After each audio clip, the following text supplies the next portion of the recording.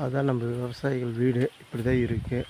நம்மகிட்ட விவசாயி பார்த்திங்கன்னா டார்ஸ் வீடோ இது மாதிரி பில்டிங்கோ இது மாதிரி நம்மளுக்கு கிடையாது. விவசாயி வீடு கூரை வீடு தான். நீங்கள் இதை பாருங்கள், பார்த்தா உங்களுக்கு தெரியும்னு நினைக்கிறேன். ஃபுல்லாக காமிக்கிறேன். இப்படி தான் இருக்குது வீடு. அது கரண்ட்டும் கொஞ்சம் விற்றுட்டு அப்படியே நம்ம பண்ணிட்டு விவசாயத்தை பார்த்துக்கிட்டு அப்படியே இந்த வீட்டில் தான் இருக்கிறோம். பாருங்கள் சொந்தங்களை. அப்புறம் இது குப்பை மாட்டு எருவு சாணியில் கொட்டி வச்சுக்கிறது அதையும் பாருங்கள். அடுத்தது பார்த்திங்கன்னா மாட்டு